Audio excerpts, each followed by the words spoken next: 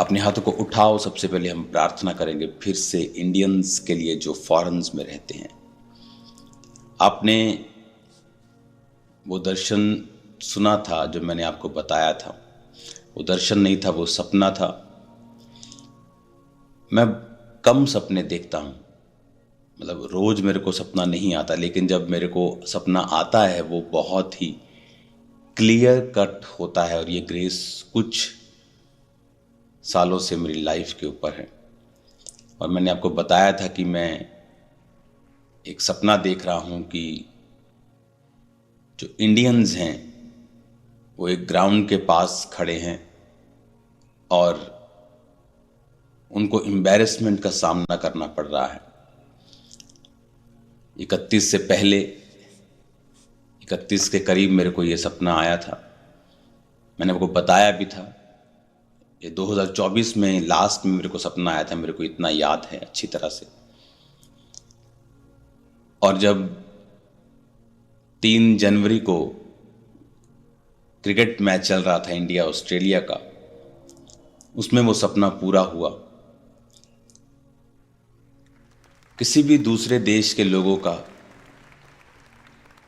Teams को criticise करना, बू करना, ये एक आम बात है। लेकिन इतनी मास लेवल के ऊपर कि जिसकी न्यूज़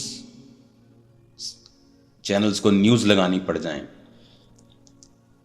उस प्रोफेटिक वर्ड को मैं चाहता हूं आप देखें।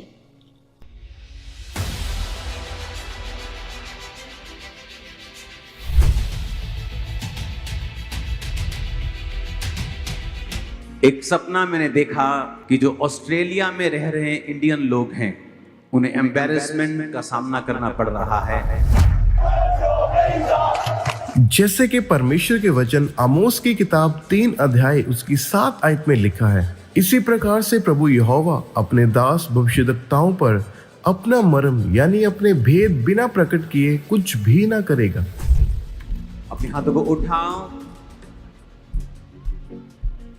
एक सपना मैंने देखा सुबह, अपने हाथों को उठाओ, कि जो ऑस्ट्रेलिया में रह रहे इंडियन लोग हैं उन्हें एम्बैरेसमेंट का सामना करना पड़ रहा है किसी लॉ को तोड़ने के कारण। अपने हाथों को उठाओ उन सब इंडियंस लोगों के लिए। और प्रभु ने मुझे दिखाया कि उस समय मैं वहां पे मौजूद था और वहां पर एक प्लेन, एक काइट होती है ना, पतंग जिसे बोलते, वो उड़ रही थी वहां। और मैंने सोचा शायद ये इस काइट के पीछे हैं लोग, लेकिन वो काइट परमेश्वर ने मुझे दी और मेरे हाथों में दे दी। तो परमेश्वर ने मुझे दिखाया कि उसको, वो चर्च के हाथों में है वो चीज। अगर हम प्रार्थना करेंगे तो परमेश्वर दया करेगा। अपने हाथों को उठाएंगे। इसकी प्रार्थना मैं ऊंची आवाज में नहीं करूंगा। अपने हाथों को उठाएंगे सब भारतीयों के लिए जो ऑस्ट्रेलिया में रहते हैं।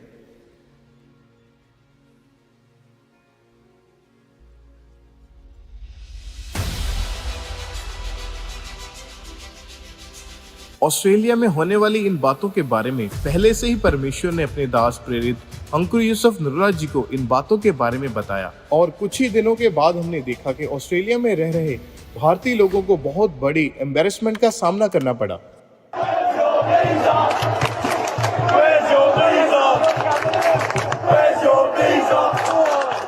परमेश्वर पहले से ही चेतावनी देता है अपने दासों के द्वारा अपने लोगों को, ताकि हम परमेश्वर में बने रहें, विश्वास में बने रहें और प्रार्थना करते रहें ताकि हम सुरक्षित रहें। और आपने देखा अभी, लेकिन जो बात मैं आपको बताने वाला हूं, फ्यूचर में ये बहुत बड़े लेवल के ऊपर होगा। सिर्फ ऑस्ट्रेलिया में ही नहीं, बहुत सी कंट्रीज में ये मिशन चलाए जाएंगे। आने वाले समय में अंधेरा होगा, लोग सिक्योर फील नहीं करेंगे और इंटरनेट इसे और वर्स कर देगा और खराब कर देगा। जितना अंधेरा ज्यादा होगा उतना ही परमेश्वर का काम भी ज्यादा होगा, उतना परमेश्वर की नीड, ज़रूरत लोगों को महसूस होगी कि हाँ, हम परमेश्वर के बिना, चाहे वो फॉरेन कंट्री हो, चाहे वो कोई भी कंट्री हो, हम नहीं चल सकते हैं। चीज़ें एक्सट्रीम होंगी, लोग खुल के अपनी कट्टरता को जाहिर करेंगे, फाइनेंशियल हालत पतली होगी फ्यूचर में लोगों की, अमीरी जिनके पास है वो एक्सट्रीम लेवल पे चले जाएंगे, दुनिया को कंट्रोल करने लगेंगे, खाना कुछ ही कंपनियों के कंट्रोल में होगा। ये मैं बात आपको बताता आ रहा हूँ, और हम चाहे उसका विरोध करें, कुछ भी करें, लेकिन ये होगा और वहीं से कंट्रोल होगा हर एक चीज का। तो आपको आपकी जनरेशन को तैयार करना है आने वाले समय के लिए। जब हमें आने वाले समयों का मालूम होता है, हम उसी रीति से अपनी तैयारी को करते हैं, और हमें यह मालूम होता है कि परमेश्वर क्या कर रहा है। क्योंकि चर्च में जब आप किसी जीवित चर्च के साथ जुड़ते हैं, वो सिर्फ आपको वचन की शिक्षा ही नहीं बल्कि प्रोफेटिकली भी आपको बताता है। एक कलीसिया को शुरू में ही बताया जाता है कि आने वाले दिन, महीने और साल कैसे हैं और हमें किस तरह से अपनी तैयारी करनी है। अब वो टाइम नहीं है आप अपने बच्चों को घर में रख के चर्च में आएं कि आपके बच्चे छोटे हैं। अब वो समय नहीं है आप अपने बुजुर्ग को घर में रख के आएं। अब वो टाइम आज आ जाएगा कि आपको फुल फैमिली चर्च में आना होगा, ताकि आप फुल फैमिली ग्रेस में रहें, फुल फैमिली परमेश्वर में नज़दीक रहें। आज आप 7-8 साल के बच्चे को बच्चा मत समझें। इंटरनेट ने पूरी दुनिया को एक्सपोज कर दिया है।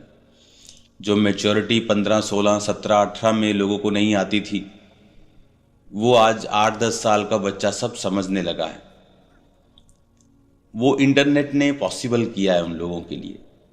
तो आज आप बच्चों को बच्चा मत समझें, फ्यूचर देखें जो अंधेरा है, फ्यूचर देखें जो शैतान किस तरह से तैयारी कर रहा है। और जीवित चर्च आपको बता रही है शुरू से, हमें तैयारी रखनी है, हमें इस रीति के साथ परमेश्वर का काम करना है, और इस रीति के साथ हमें स्पिरिचुअली प्रिपेयर रहना है कि इन चीज़ों का असर हमारी लाइफ पे ना हो। उधर से शैतान अपने कामों को करेगा और इधर से परमेश्वर अपने लोगों को ऊंचा करेंगे। समय आ रहा है, सेवकाइयां इतनी ऊंची होंगी, जिस तरह किंगडम होते हैं, परमेश्वर उस तरह से उनको ऊंचा करेगा। क्योंकि अगर शैतान काम कर रहा है तो परमेश्वर भी दुगना, तिगना, 10 गुना, 100 गुना काम अपने लोगों की लाइफ में करेगा। और अधिक मिरेकल्स होंगे, और अधिक जीवित चर्चिस पैदा होंगी, मेगा चर्चिस पैदा होंगी हर जगह, इंडिया में, पंजाब में, दुनिया में। आप ब्राज़ील की साइड देखोगे, बहुत बड़ी परमेश्वर बेदारी को लेके आएगा, बहुत बड़ी बेदारी। अर्जेंटीना, ब्राज़ील आप देखोगे, बहुत बड़ी बेदारी हम देखेंगे, सुनेंगे। आने वाले समय में आप वीडियोस देखा करेंगे कि पास्टर्स उठे हैं हीलिंग और डिलीवरेंसेस के साथ। और कोई शक नहीं होना चाहिए कि क्यों लोग बोलते हैं कि हम क्रिश्चियनिटी का विरोध नहीं करते, हम तो ये पास्टर्स का, क्यों नहीं पास्टर्स का वो विरोध करना चाहते हैं?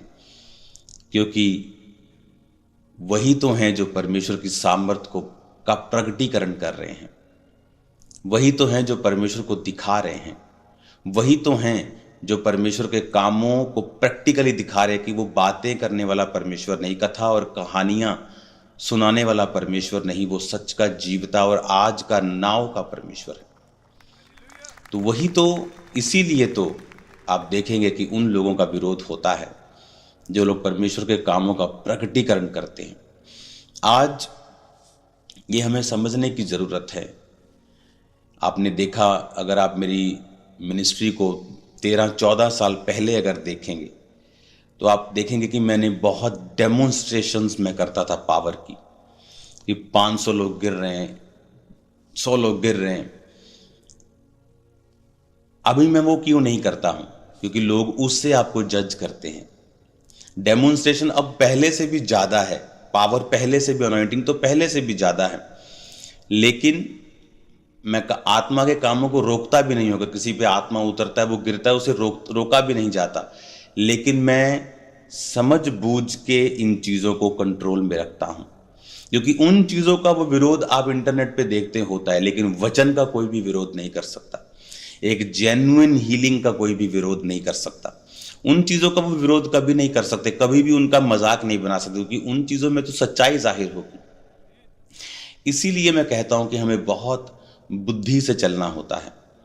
बहुत से विश्वासी बहुत सी समस्याओं का कारण बन जाते हैं जब वो बुद्धि से नहीं चलते। अगर आज आप क्रिश्चियन हैं और आप कल बोलते हैं कि मुझे क्रिश्चियन नहीं रहना, तब आप जो बाइबल आपके हाथ में है, आप इसे कूड़े में नहीं फेंक आएंगे। आप क्या करेंगे? क्योंकि अगर कोई इसे देखेगा आपको फेंकते हुए, वो आपका विरोध करेगा।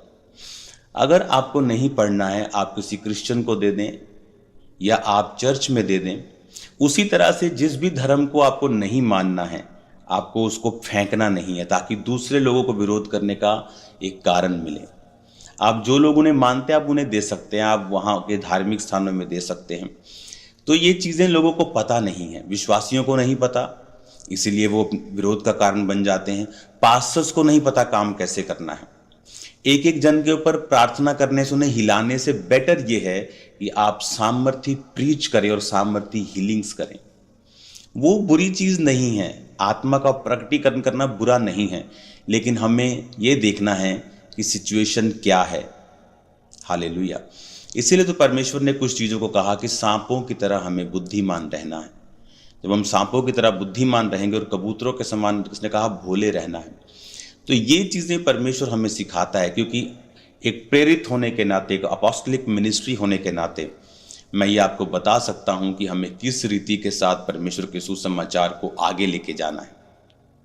इसलिए उन लोगों के पास कोई भी मौका नहीं होगा आपका विरोध करने का। आपकी फेक हीलिंग से कारण कई बार विरोध होता है, या आपको समझ नहीं है किस तरह से काम करना है, विरोध होता है।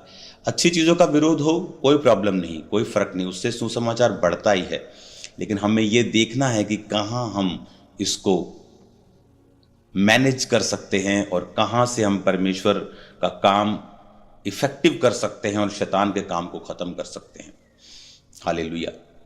मेरा ये बिलीव है कि आप इन बातों को समझेंगे, फ्यूचर के लिए तैयार रहेंगे, प्रार्थना करेंगे, अपने बच्चों को, फैमिली मेंबर्स को कंप्लीट रीति के साथ आप प्रभु के भवन में बैठकर आप उस ग्रेस को हासिल करेंगे। अब वो समय नहीं है कि आप फैमिली में से एक जना आएँ और वचन को सुने, बाकी जन घर बैठे हैं। अब वो टाइम नहीं है। अब ये समय है आपको फुल रीति के साथ तैयारी करनी है। एक समय था फैमिली में एक कमाता था और 8 खाते थे। क्या आज आप ऐसा कर सकते हैं? आप नहीं कर सकते।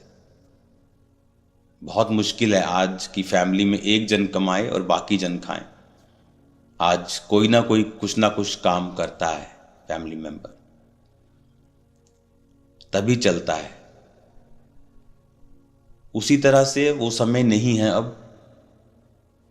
कि बच्चे पढ़ाई कर रहे तो पढ़ाई कर रहे, कोई बात नहीं, मसीह से दूर है, चर्च से दूर है, पढ़ाई करते जा रहे हैं और पढ़ाई करते करते कब वो परमेश्वर से दूर निकल गए और वापिस आना फिर इतना मुश्किल कर दिया आप कि आपकी व्यर्थ प्रार्थनाएं, फिर आप वो व्यर्थ प्रार्थनाएं कहता हूं मैं उसको, कि उस चीज़ के लिए प्रार्थना करने की ज़रूरत नहीं थी जिस चीज़ के लिए तुमने 10 साल अब प्रार्थना की और उसे वापिस लेके आए हो, और वापिस भी वो आधा अधूरा आया। अभी अगर तुमने बचपन से उसे सिखाया होता तो वो कभी भी परमेश्वर से दूर नहीं जाता। तो ये व्यर्थ प्रार्थनाएं होती कई बार जो हम अपनी लाइफ में करते हैं, करनी पड़ती हैं जब आप उस सिचुएशन में फंस जाते हैं, अपनी ही गलतियों के कारण, ना कि परमेश्वर की मर्जी के कारण। हालेलुया। तो फ्यूचर के लिए हमें तैयार रहना है। मैं आपको प्रोफेटिकली बता सकता हूँ, जो अंधेरा, जो व्यभिचार, जो गंदगी, जो ओपनली परमेश्वर मुझे दिखा रहा है आने वाले दिनों, सालों में जो लोगों की हालत खराब होने वाली है। फॉरेन कंट्रीज़ में भी अजीब तरह के माहौल आप जल्दी देखोगे। जो वहाँ के लोकल लोग हैं वो इस बारे में बात करना शुरू कर चुके हैं, मैं स्पिरिट में देख रहा हूँ, और जल्दी वो विरोध में उतर आएंगे। और ये कोई रोक नहीं सकता, आप इसे नहीं रोक सकते, मैं इसे रोक नहीं सकता। मैंने कहा था मैंने एक सपना देखा, आओ हम प्रार्थना करें कि वो चीज़ बढ़े और वहाँ पर लड़ाई हो जाती, वहाँ पर एक दूसरे को मारा जाता, कि हम उस प्रार्थना से उन चीज़ों को हम रोक सकते हैं। पर ये होने वाले जो इवेंट्स हैं हम इन्हें नहीं रोक सकते, ये होंगे। आप अपनी प्रार्थना से अपने आप को, अपने लव्ड वंस को सेव कर सकते हो, अपने आप को हम बचा सकते हैं। हालेलुया।